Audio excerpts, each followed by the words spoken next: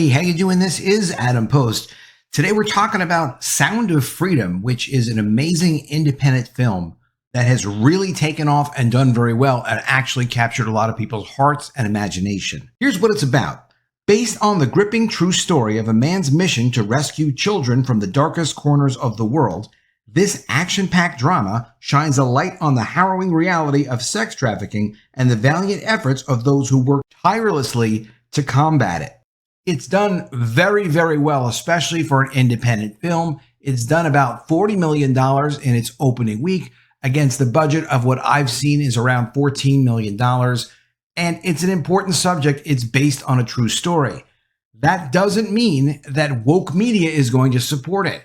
Now, interestingly, there is a good review on Variety for this. We'll take a look at that review, but then we'll also take a look at a couple of the woke publications like Washington Post, Rolling Stone, and another one that just is only concerned with the political ramifications of what might happen if people become more aware of this really, really serious issue actually going on in the world.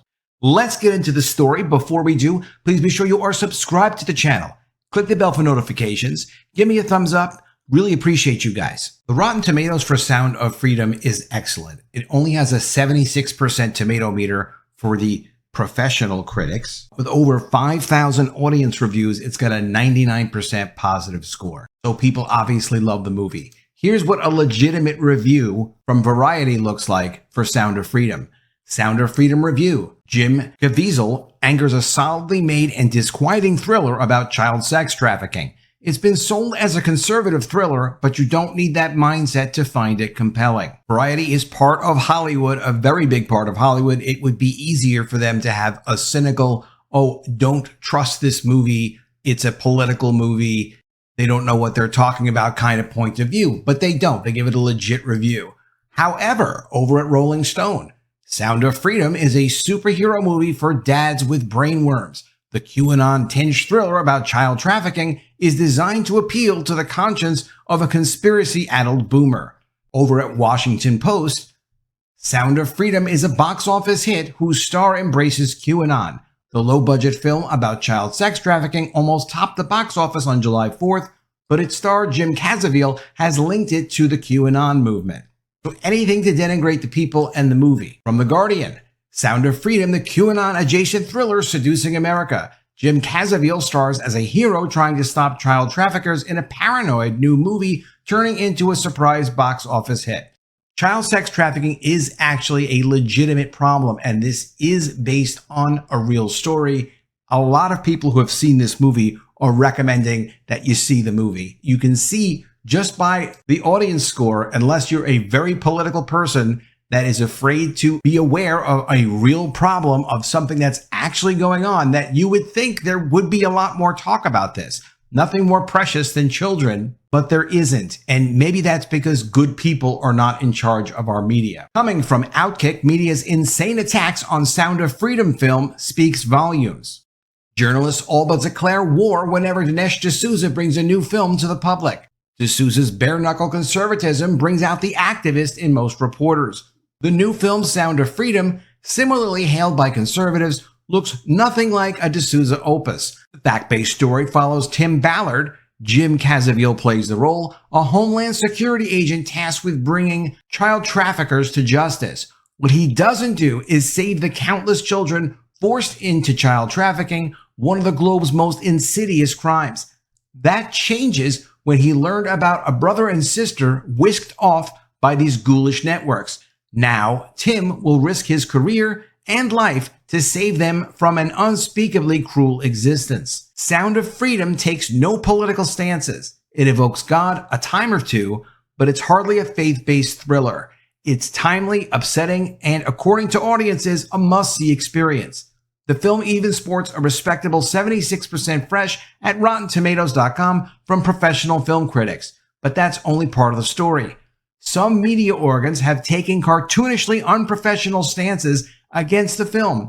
The Guardian, just showed you that one, a respectable progressive outlet, published a column on the film that gives new meaning to the word screed.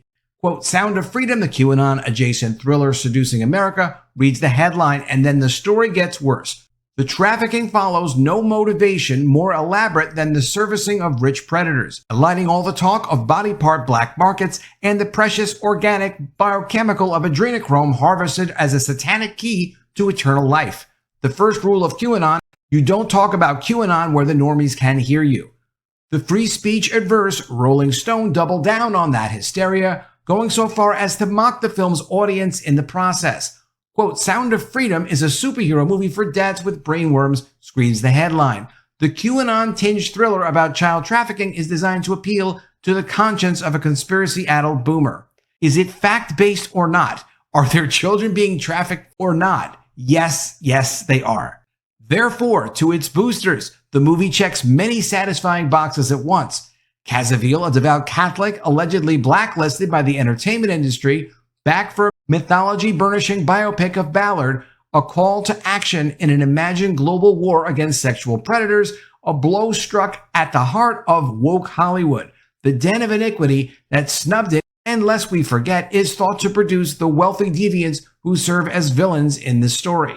Imagine spending so much energy attacking a film that calls out child traffickers who actually exist and commit unspeakable atrocities. You can imagine no more. The Washington Post attacked the film partly on its star, Cassaville. Did they do the same thing with Ezra Miller of The Flash? No, they did not. And suggesting the story ties into theories about global elites kidnapping children, trafficking them, and harvesting their blood. Imagine a rich man who created an entire network dedicated to child trafficking slaves for global elites to plunder, but when he died under mysterious circumstances, the mainstream media looked the other way. How could that have ever happened? Social media users noted some of these aforementioned outlets heaped praise on the Netflix movie Cuties, which showed little girls in sexualized outfits dancing in a provocative fashion. Liberal critic Roger Moore hated Sound of Freedom, but he took his rage to a personal level. Moore loathes star Cassaville, in part because he's a conservative Christian, so he turns the review into a series of personal attacks on the actor. Cassaville made it his business to cynically pander to this conservative religious audience long before he starred in TV's Person of Interest, which was canceled because he's just not an interesting, expressive actor. The actor proved interesting enough for a major broadcast channel to pay him for 5 seasons, though. None of this has impacted Sound of Freedom at the box office. The Angel Studios film has so far earned a whopping $37 million in less than a week, and it's expected to do $40 million for its full first week. Let me know what you think in the comments below. Can you believe that these woke outlets, and at least Variety didn't do it, but the other ones really did? These woke outlets went so far as to make this political when really it's just a fact-based story about an important subject that really everybody should see more about. Nobody needed to know more about cuties. That's not an important thing. This is an important thing. Let me know what you think of all this in the comments below. Always love to see your ideas. Please be sure you are subscribed to the channel. Click the bell for notifications. Give me a thumbs up, and I'll see you again soon with another video. And if I don't see you, I will miss you.